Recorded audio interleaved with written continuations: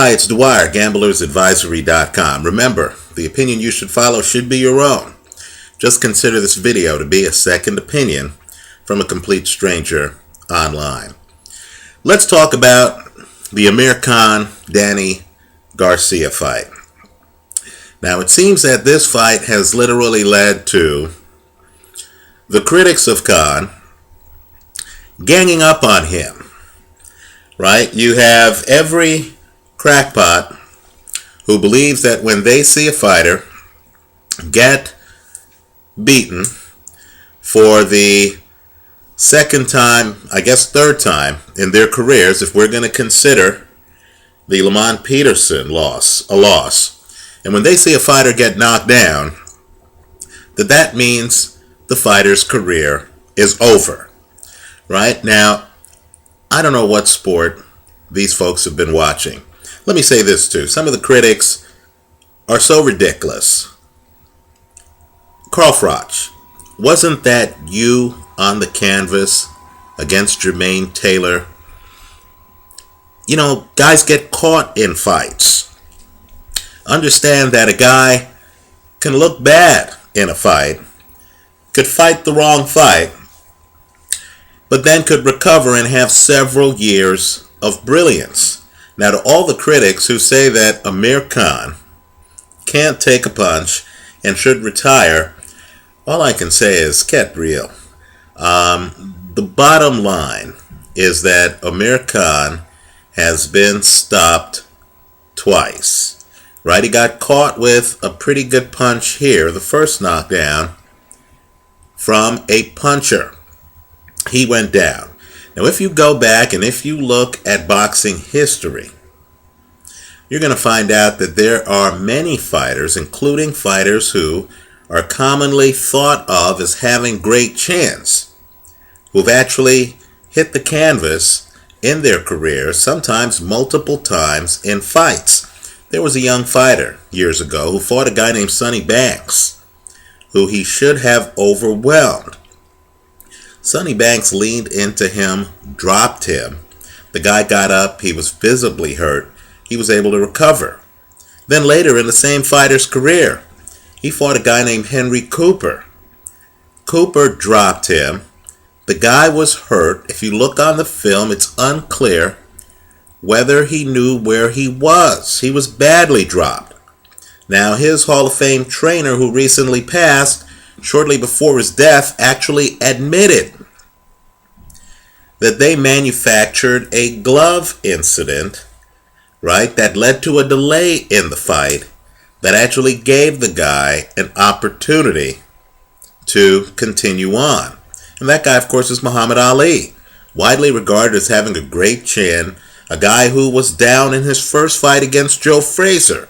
Now, if today's boxing fans, today's critics were around, I'm sure many would be urging him to retire because he wouldn't have had what they deemed a championship-worthy chin. Instead, he goes on to become heavyweight champ in the 60s, arguably history's best in the heavyweight division. Then he's away from boxing. He comes back, has a long career in the 70s, right? Fights Ken Norton multiple times, fights Joe Frazier multiple times, fights hitters like Bob Foster, a Hall of Famer, light heavyweight champion, fights George Foreman. Let's go further. George Foreman, widely regarded as having a great chin. Take a look at his fight against Ron Lyle. Foreman's hit, Foreman is dropped. These are not flash knockdowns. Joe Frazier, great chin. He's hanging in there with George Chuvalo, all these other guys. Joe Frazier got dropped multiple times in that first fight against George Foreman. He got stopped in the rematch, a fight history's forgotten. Sugar Ray Leonard, I believe he was fighting a guy named Kevin Howard. It was some name like that. And Ray Leonard hit the canvas. Hitting the canvas is so commonplace that even today, understand, you have world-class fighters who hit the canvas as amateurs, who then went on to not only successful careers, but long stretches of being unbeaten. Ray Leonard actually was scouting Roy Jones when apparently Roy Jones got dropped in the gym in private. Ray decided not to invest in Roy Jones. Jones would then go on to be the best fighter of the 1988 Olympics. He won the Olympic best fighter designation, even though he didn't win the gold medal. And of course, Roy Jones then dominated the 1990s. I don't believe Roy Jones gets dropped until the Antonio Tarver fight. If you look online here in the amateurs, you're going to see that Gennady Golovkin losing a fight against a Romanian fighter, Lucian Bute, actually was able to drop Bute in that match. Right? Bute was actually knocked out as an amateur. All Bute did as a professional was run up a very long unbeaten streak, fight several heavy-handed guys, including Sakio Bika, right? Dominate them until his fight against Carl Froch. And so, my point is simply, let's not overplay what happened to Amir Khan. He got hit flush. He got hit in a place right here that's going to mess with your balance, because your ears actually have a lot to do with your balance. He never recovered, right? He got stopped. I'm not saying he won the fight. But what I am saying is, all of these people claiming that this shows that he cannot continue. The comments of Carl Froch in particular, where, he would retire if he were Amir Khan. Let's remember, there's several years difference between Amir Khan, getting stopped in fights. That Breedis Prescott fight is several years ago. Think of what Khan has done between then and now. Let me go one step further. Let me name two guys with great chins. Bernard Hopkins. I think we can agree he has a great chin.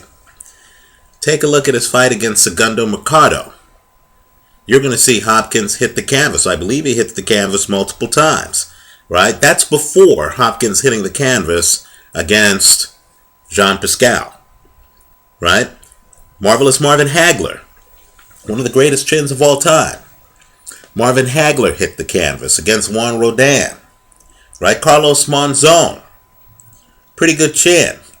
You know what? Monzon, by his own admission, wasn't sure where he was after getting hit by Benny Briscoe. He stays on his feet, but he's clearly out of it, right? Let's not overplay the Amir Khan chin issue.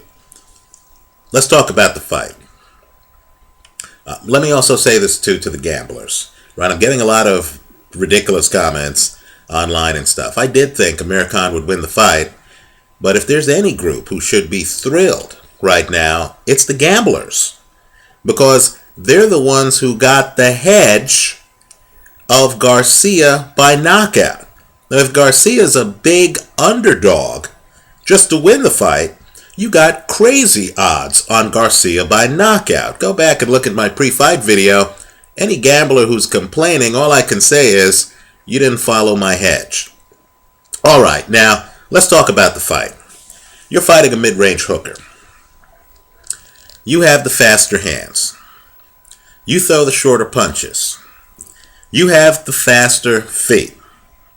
Your opponent walks in straight lines. Now let me just say this before I say another word. Both of these fighters are effective. I don't mean to sound too negative. But if we're going to analyze the fight honestly, we're going to say some positive things about the fighters, but we're also going to point out where they need to improve. Okay, so I don't mean to sound too critical of either fighter. Let's just call it as we see it, right? Your opponent walks in straight lines. You have the better foot movement. Now, you can fight in an ambush style against him or behind a jab and be highly effective. Now, think about it. What's the worst thing you can do? How about what Amir Khan did? Stand right in front of a hard-throwing mid-range hooker and try to trade with him. All I can say is he should have used movement. He should have forced Garcia to turn. He should have fought on his back foot. He should have had Garcia walking into his jab all night like he did Paulie Malignaggi, right? Or he should have jumped in, overwhelmed Garcia, then gotten back out, as he did against another huge puncher at 140, Zab Judah. Judah throws a heavy punch. You saw how overmatched he was against Amir Khan. And of course, he should have jabbed, right? Khan's jab, very effective, right? It's a straight line jab that would hit the target before Garcia's longer hooks. Now, let me go further. Neither of these guys could fight inside, right? You notice the difference in this fight, but this Khan-Garcia fight, as opposed to Khan against Lamont Peterson. Peterson was actually able to pin Khan up on the ropes. He was actually able to get inside and throw punches on the inside, right? These two guys literally are so mid-range and outside that at one point they clashed heads, and it looked awkward because the clash wasn't even from one guy being up under the other. It was because they were both jockeying for position about 1.5 feet away from each other, right? Well, my point to you is simply, when he was hurt, and when Khan was hurt, and Garcia starts to come in, Garcia still needs room to operate. Now, Khan, at that point, since he, was badly hurt post-knockdown, should have closed the gap and should have clinched Garcia, right? Don't give Garcia an opportunity to lure you into exchanges, right? If Khan simply pulls Garcia toward him, like Tyson Fury does, right? If he just pulls Garcia toward him, Vladimir Klitschko, Garcia wouldn't know what to do on the inside because he can't fight on the inside. He's a mid-range cooker. He can't shorten up his punches. If you look on the videotape of this fight, you're going to see Garcia not only throwing looping punches, but literally ducking his head to throw the punches. He's not a guy who on the inside is throwing short punches and is giving you the business on the inside, right? He's not Mike Tyson. He's not Andre Ward on the inside. So what you need to do, especially if you're hurt like Amir Khan got hurt, was to pull him close. He wouldn't have known what to do. He would have been like David Haye was against Vladimir Klitschko. When Klitschko pulls Haye in, Haye just flopped to the ground, right? Because Haye on the inside wasn't the kind of guy who could bounce around and throw short punches. Now let me just say, unfortunately, Amir Khan, after, in my opinion, winning the first 2 rounds, seemed to let the moment get to him and seemed to decide that since he had the faster hands, he could literally trade with Danny Garcia. Understand that had he tried a different strategy, he could have gone the distance in this fight. We know that because Eric Morales, much older than Khan, went the distance. And he doesn't have Khan's hand speed, Khan's power at this point in his career, right? Ashley Theophane went the distance with Danny Garcia.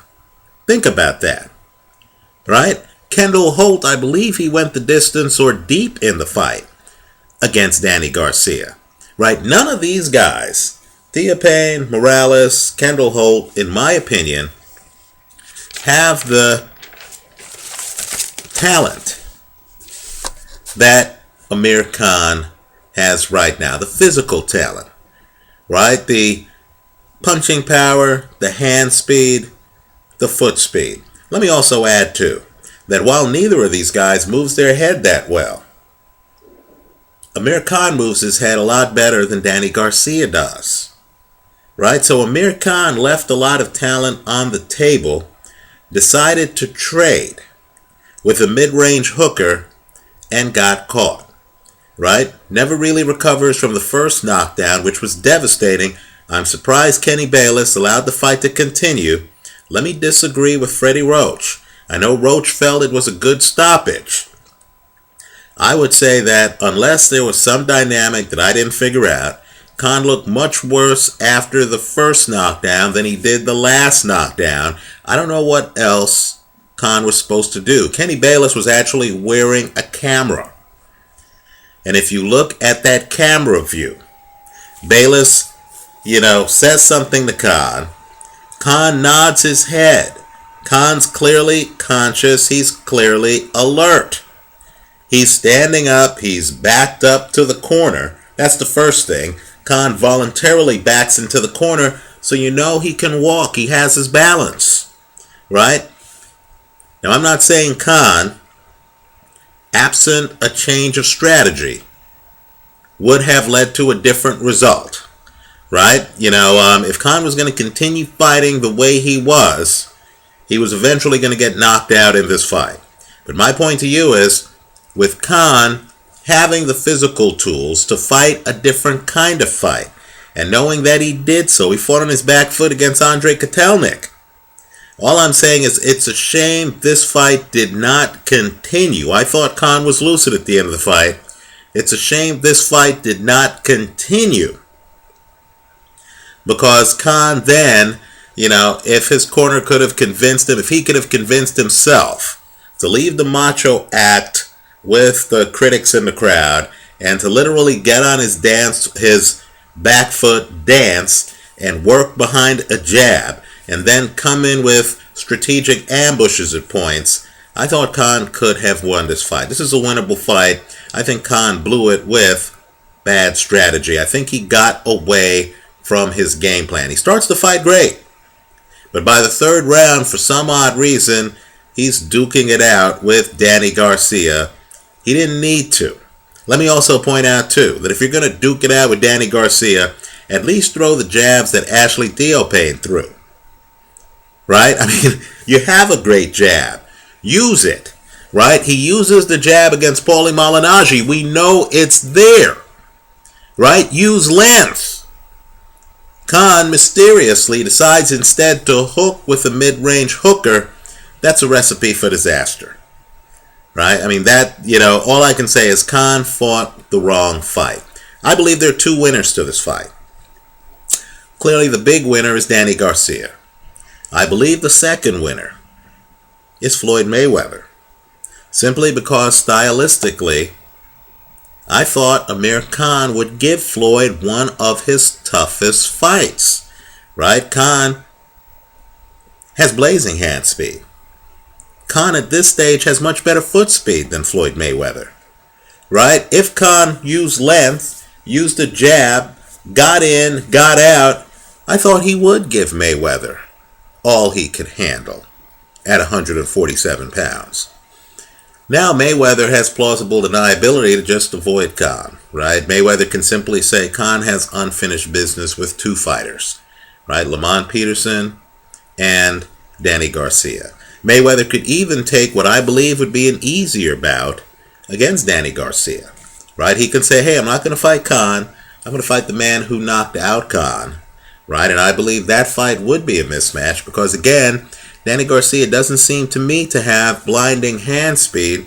He doesn't seem to have great head movement. He doesn't seem to be able to fight inside. He seems to be primarily a hooker. Now, he's highly effective. But all I'm saying is I don't believe he's as complicated an opponent as Amir Khan is. Let me hear from you. I understand the Khan haters are out. Let me just add one final caveat. Fighters with a lot of charisma, they have a group of fans who love them, and they always seem to have a group of fans who hate them. Right? We saw it with Ali. You know, when he was riding high, he was the toast of the town. The minute there was some turbulence, you had a whole group who came out against him. Right? We saw the same thing with Sugar Ray Leonard. I remember the 1980s. I remember people demanding that Ray Leonard fight Marvin Hagler. I remember, Ray Leonard hearing a lot of boos after he lost to Roberto Duran. All I'm saying is if you're a great fighter, David Haye, after the Vladimir Klitschko loss, right? Suddenly you had all these people hating on Haye as if Haye didn't have an extensive resume that included being a unified cruiserweight champion. Right, so all I'm saying is the boo birds are out on Amir Khan right now. They're overreacting. Let's remember that at 140, Khan beat Marcus Maidana, Zab Judah. That's very impressive, right? The Lamont Peterson fight, understand the way Khan lost that fight was with questionable referee point deductions. And then, of course, we found out that his opponent may have been on synthetic testosterone, right? And so Amir Khan has done a lot of great things, has a lot of talent.